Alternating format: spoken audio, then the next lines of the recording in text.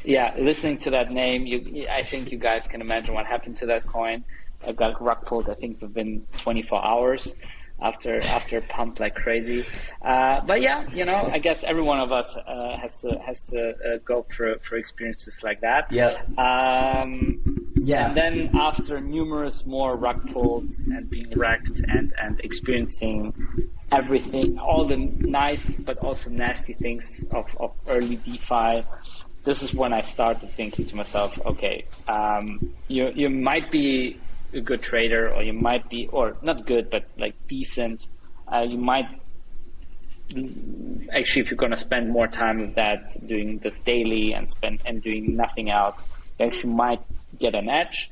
But I'm too much of a builder, I guess, at heart. I'm too curious what is actually making something like 𝗹𝗶𝗶 work in the background, rather than speculating on their successes and just using them as a tool, right? And that's when I started thinking, okay, what's the biggest pain point in DeFi right now, or in crypto in general? And this is, I guess, where the whole concept and idea of behind GOGOCoin, the GOGO protocol, came from, because DeFi is a game changer. The majority of people also in finance haven't realized that. They will eventually, like 𝗵𝗶𝗶𝗵 said, I think that was during mainnet in New York, in 5 to 10 years, we're not gonna call decentralized finance, but just finance. Right. So what 𝗵𝗶𝗶𝗵 said definitely speaks to that as well. That DeFi is now starting to be the back end of TradFi, and we're gonna see.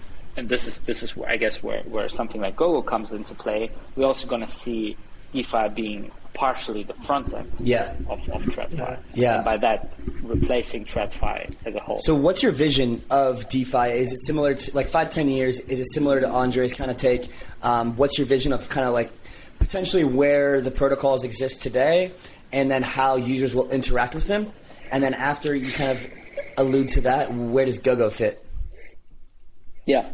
Okay. So first of all, in 5 to 10 years, we will not have any token rewards anymore, at least not the way we know them now. I'm sorry for everyone. We're not going to see 500% APYs from yield farms being paid out anymore. I guess that's something people will have to deal with sooner or later. Yields will come from different places, like they do now already in TradFi.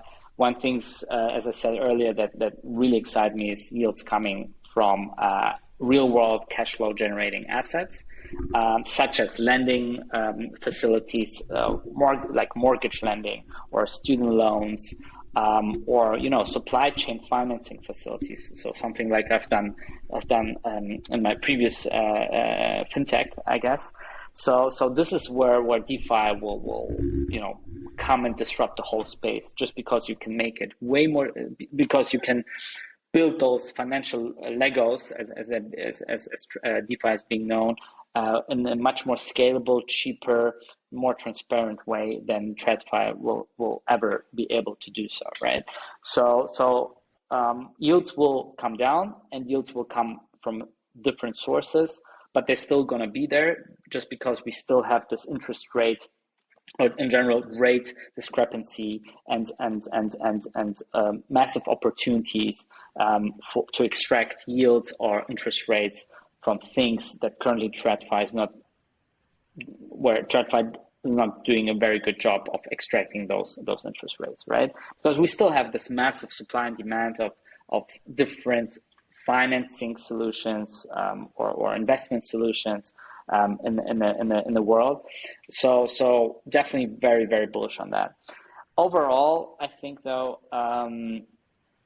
the shift in the mindset of users, and you can call them investors as well, is also gonna have a massive impact. So not just like how companies or people will access different types of lending or saving solutions, but in general, how people think about that.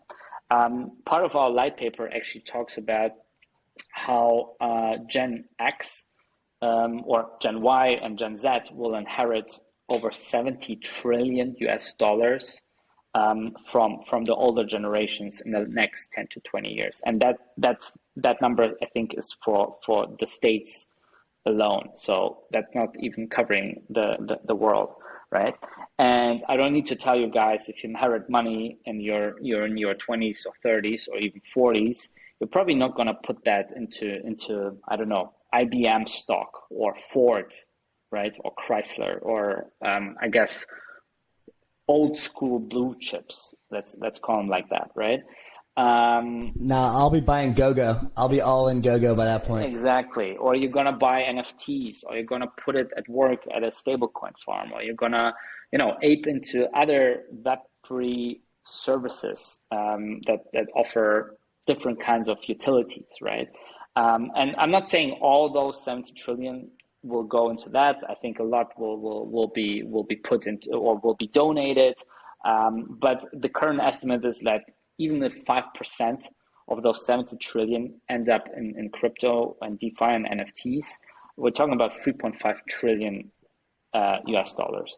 And I think that's almost double the current market capitalization of all cryptocurrencies combined, right? So it just gives you a very bullish, I guess, long-term outlook of that space, meaning, there's a lot of opportunities that will come, that will be derived, that you can derive from that. But yeah, it will take some time. And I think the biggest hurdle for the foreseeable future, so let's say in the next 12 to 36 months, is actually bringing your parents or your siblings that are maybe more used to classical Web2 services and products onto DeFi, onto crypto, or onto Web3, and preferably, in the most decentralized way possible, right? And not sign up at FTX or Coinbase. Maybe that's a good entry point, or currently one of the best entry points, I guess. But obviously, the journey just starts there, and like it started with most of us, for most of us, right? Rather than, I'm just going to keep my funds with one of those centralized providers. That's something I think we, as an industry as a whole, should educate users way more. And we definitely need to do more than what we're doing at the moment. But also the products itself that are out there, they're just not accessible for those type of people that just use a centralized exchange and are happy with that, because that's as far as they can grasp, I guess, the tools that are out there. There's like three stages. There's like the never invested, there's like the Coinbase and the Gemini users and the FTX users, and then there's like the I have my own wallet and I interact with Web3 protocols. And I kind of see GOGO fitting into stage 0 for sure, but even more so stage 1ers, where they've already got their hands and feet kind of wet, and they're feeling the ups and downs, the volatility. But now they want to go get yield. Now they want to go invest in stablecoin strategies, stuff like that. So talk to us a bit about your audience, or who you think is your audience, and then how does GOGO fit into that vision there that you shared?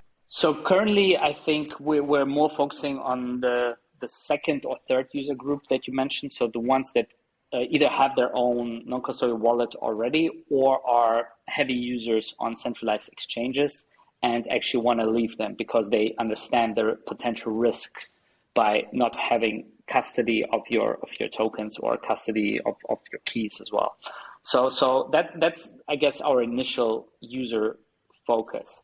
Eventually, we're going to focus on the other groups you mentioned that don't even know how the space works, but they are super interested because they keep hearing about it. They keep hearing about Bitcoin, Ethereum, and whatnot, and they want to have exposure, but they just don't know how, and they don't have anyone to show them, and they might not have the time or I guess the motivation to go on YouTube, to go on Medium or Twitter or wherever they are, and actually do their own research.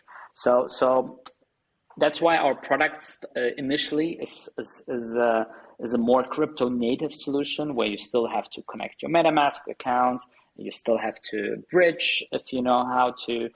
But eventually, and this is what we're focusing in the coming months in terms of our product roadmap, and I believe that's like also the most disruptive part of our product, we actually want to be one of the first platforms or protocols that offer a fully non-custodial solution, and still not having and you still don't have to go through the process of downloading or setting up your own wallet writing down the keys on a piece of paper or on some other safe means of storing your keys, of going through those multi-step onboarding processes, right?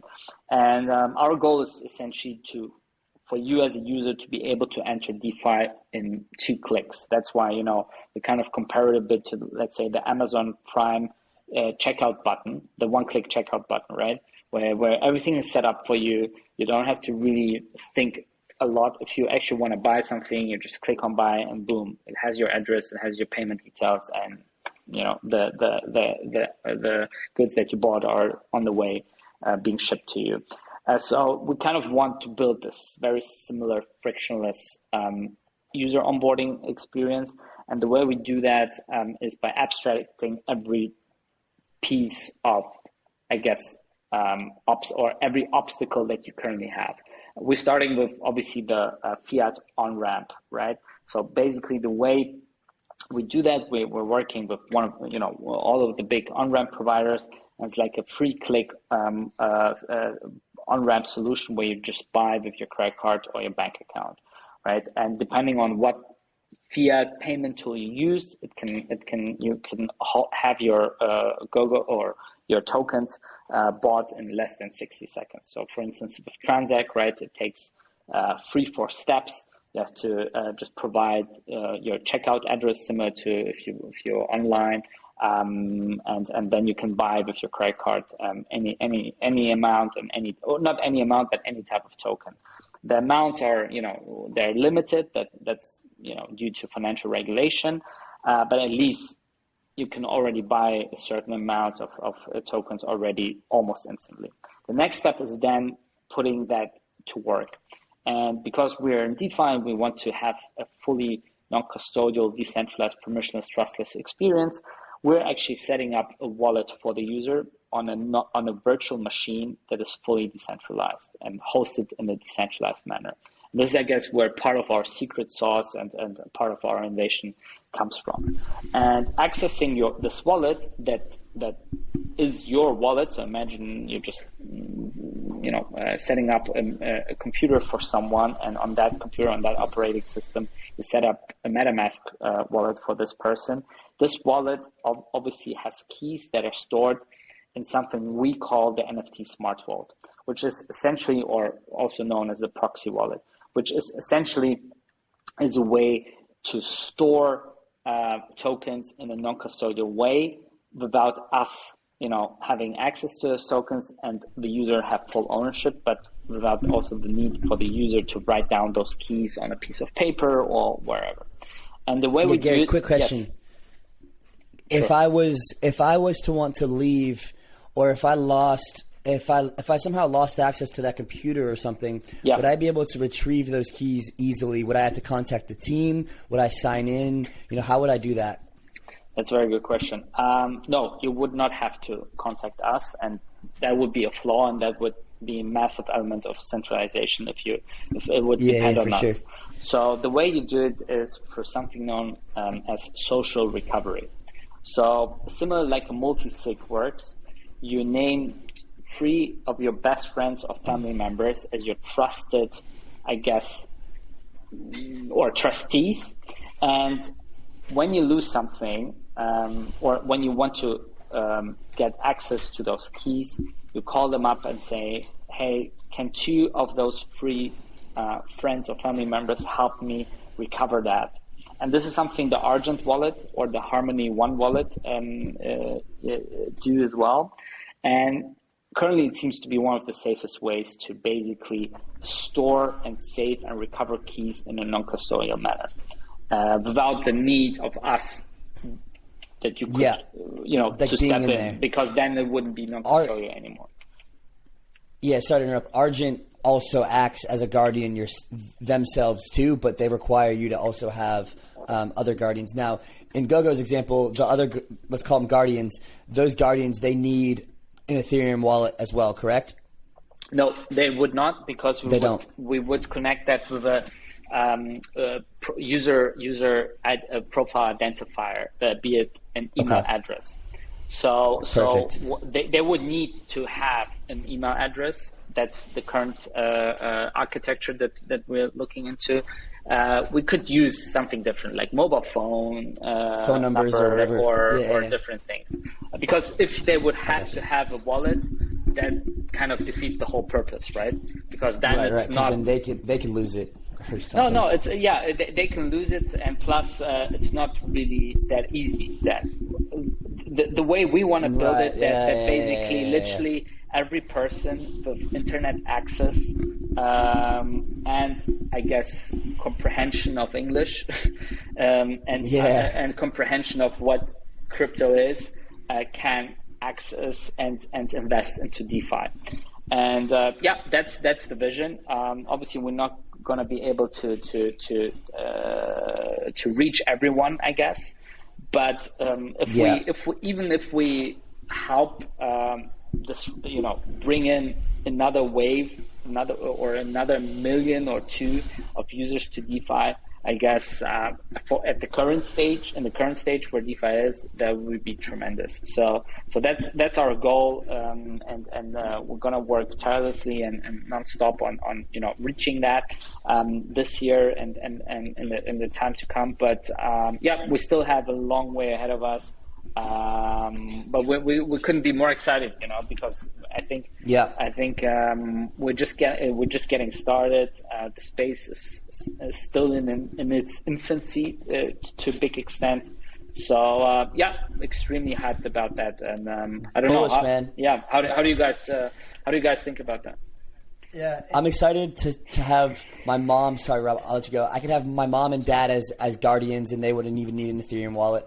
Bullish on Polygon for the next few years makes me bullish on GOGO. Bullish on GOGO inherently makes me bullish on Polygon. And to kind of wrap it up here, it makes what you guys are working on seems like anybody can come with a debit card, credit card, or bank account and basically go from that to DeFi without really knowing what the hell they're doing. Just knowing that the type of risk that they want to take in terms of, like, let's call it 3 buckets, and basically they can go from bank to DeFi to non-custodial wallet without having to store their own keys with social recovery in like a click. And that is just boom. Like, our audience would love that. Our audience would love to share that with their family, their friends. So definitely excited to experience more as the product grows and develops, and Rob will kind of close us out here. And bullish on the openness and accessibility of DeFi, how the open source nature of these NFT smart vaults that you're building are technology that other projects can leverage in creative ways. Bullish on new entrants into the market through the more accessible nature of the technology you're building. Not only the 70 trillion of money that's to be inherited in kind of this next generation, Gen X, Y, and Z, but also just